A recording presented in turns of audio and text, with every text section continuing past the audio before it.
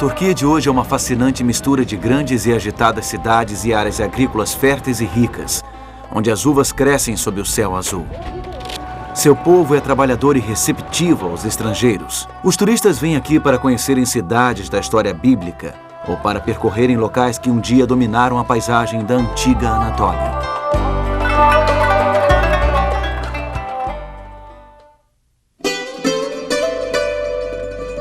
O apóstolo João passou seus últimos anos em uma ilha rochosa, não muito longe das margens ocidentais da Turquia.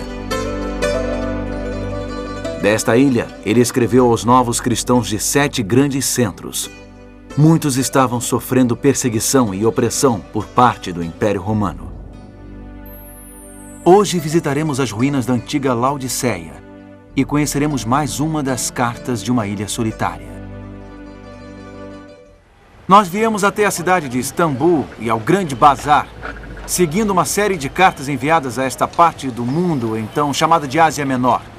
Foi uma carta enviada pelo grande médico, oferecendo cura para as aflições da alma. E o que ele recomenda às pessoas que estão passando por desânimo espiritual é que comprem à vontade um tipo muito especial de mercadoria. Hoje descobriremos que tipo de mercadoria pode nos resgatar.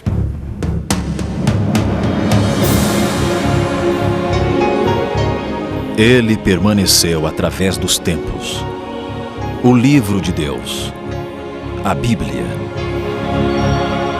Indispensável em nosso mundo complexo. Está escrito, transmitindo esperança ao redor do mundo. Apresentado por Mark Finley. Hoje, o remédio certo.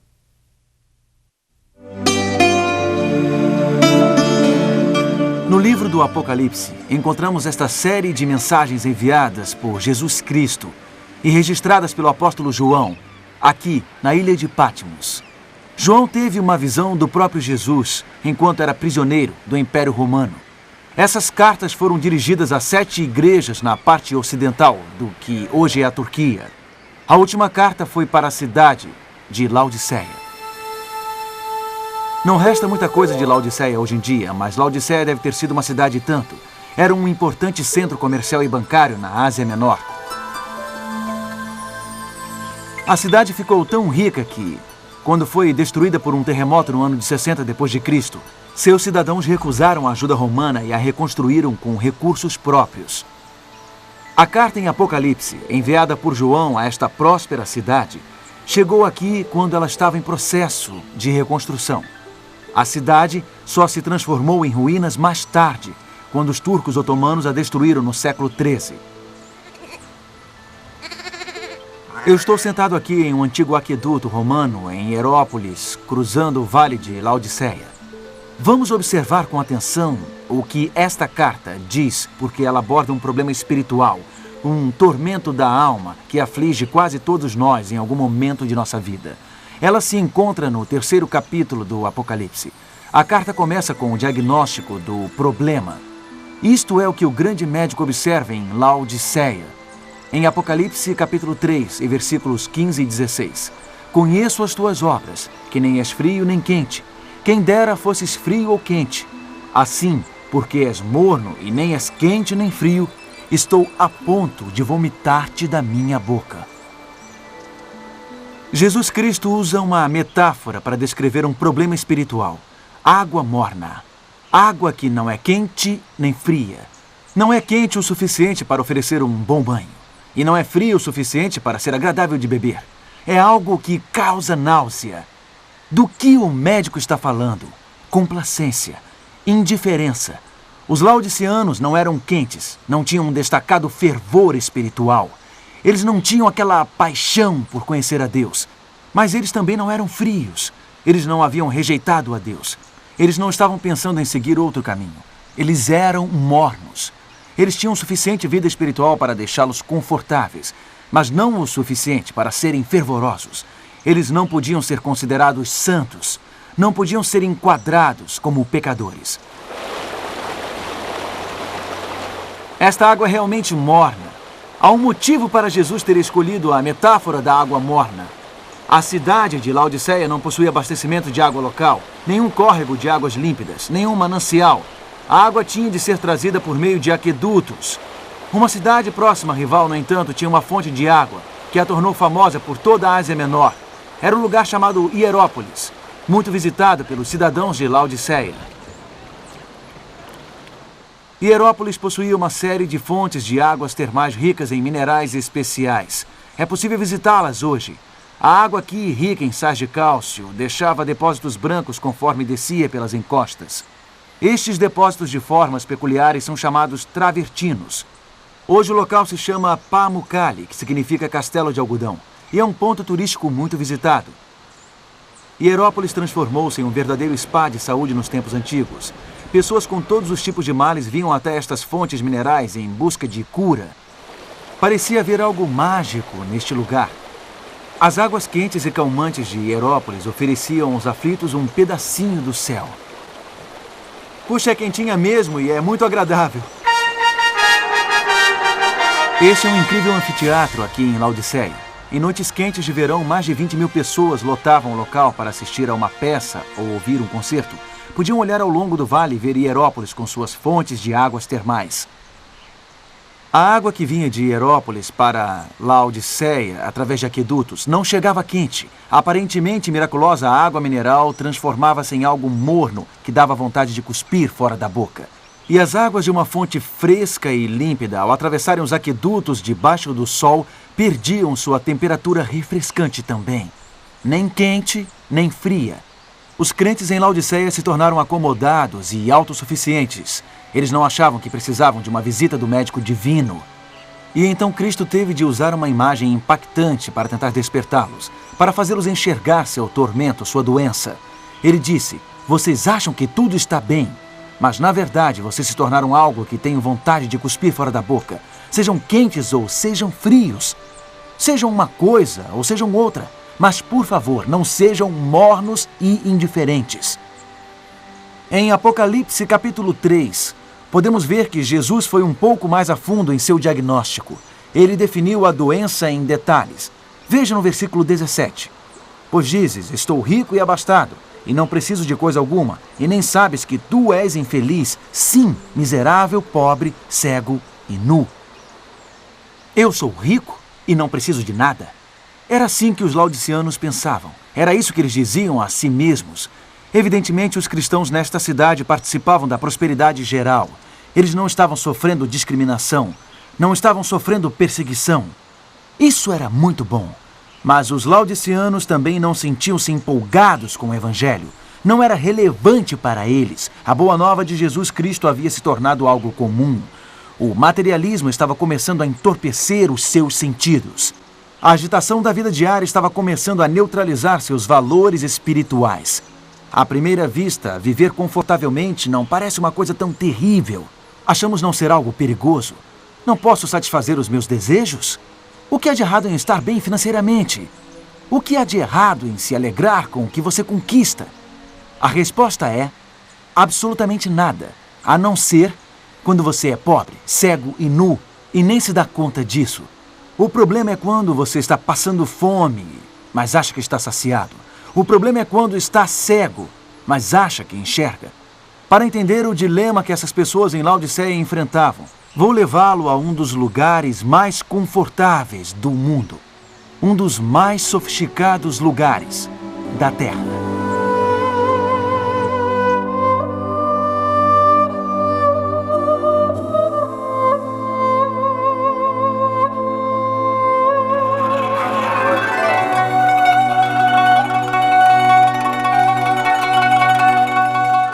Este é o Palácio Topkapi em Istambul, onde os sultões do vasto Império Otomano governaram por séculos. Eles eram os todo-poderosos, sua riqueza era legendária. Tudo o que eles tocavam era enfeitado com joias. Os sultões usavam belíssimas túnicas de seda apenas uma vez e depois as jogavam fora. Um banquete de gala exigiria 50 pratos diferentes, servidos em uma mesa de prata sólida. No interior do palácio, depois de passar por vários jardins internos, ficava o harém real. Centenas de lindas mulheres eram cuidadas e enfeitadas, enquanto aguardavam serem chamadas para satisfazerem ao sultão. Agora estamos nos aposentos do harém do sultão. Em um lugar imensamente confortável como este, havia muitos rivais ao trono, muitas batalhas pelo poder. Um certo sultão dormia em uma câmara diferente do palácio cada noite para evitar ser assassinado. Obter o trono chegava a valer mais que os laços sanguíneos. Familiares conspiravam uns contra os outros. Tornou-se uma lei no Império Otomano e, quando um novo sultão subia ao trono, todos os seus irmãos tinham que ser mortos.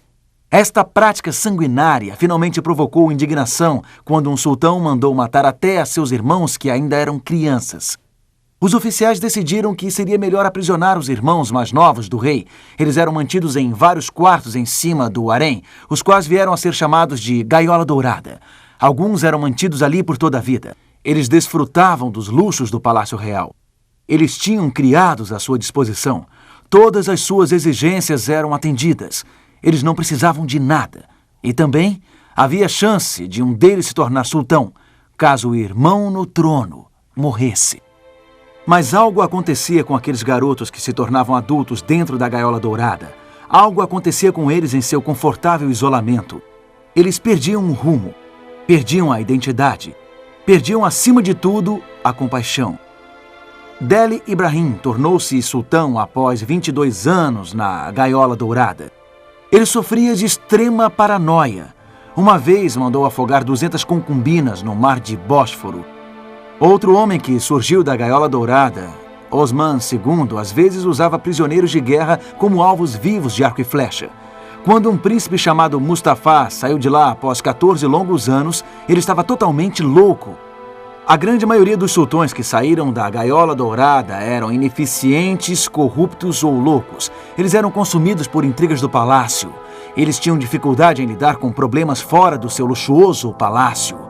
Muitos, de fato, acabavam sendo dominados por mulheres ardilosas de seu grande harém. E o Império Otomano, o império que se propagou por todo o Mediterrâneo, o império que um dia representou uma ameaça à própria Europa, começou a murchar. Ele começou a declinar, até que finalmente veio a desaparecer.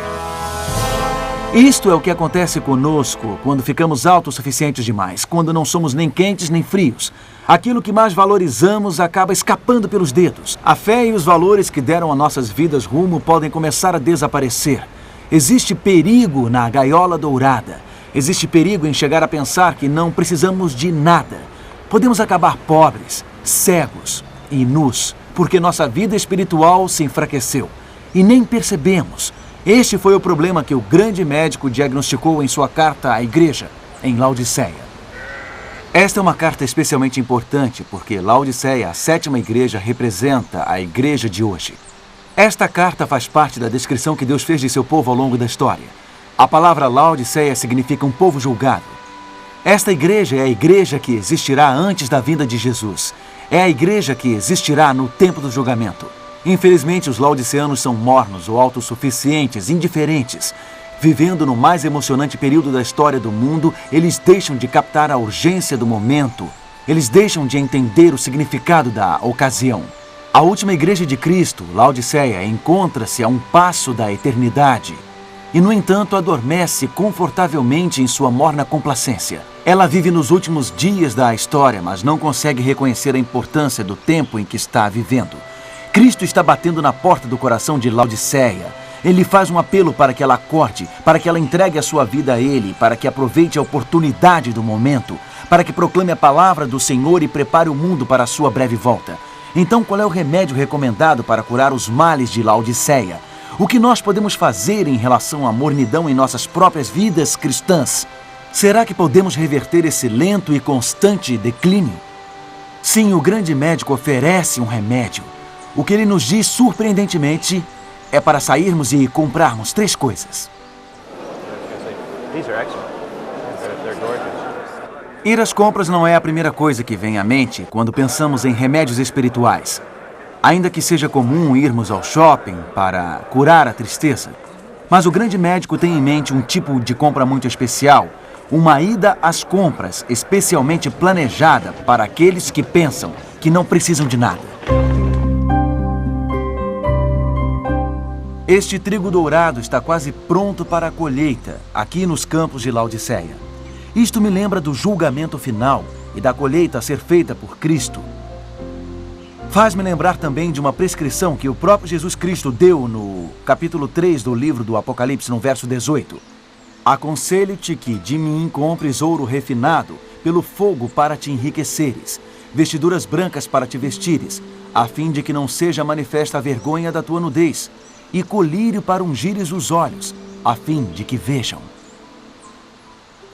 Esta é a prescrição para aqueles que são pobres, cegos e nus e não sabem.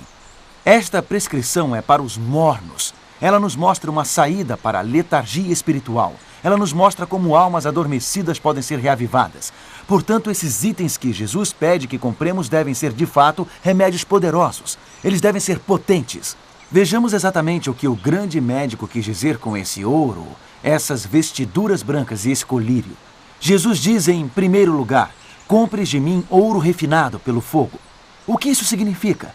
Bom, encontramos uma frase muito parecida em outra parte do Novo Testamento. Veja em 1 Pedro capítulo 1 e versículo 7.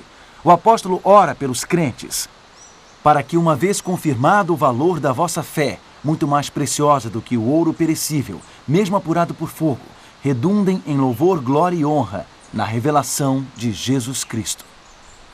Pedro compara a fé sendo provada ao ouro sendo refinado no fogo.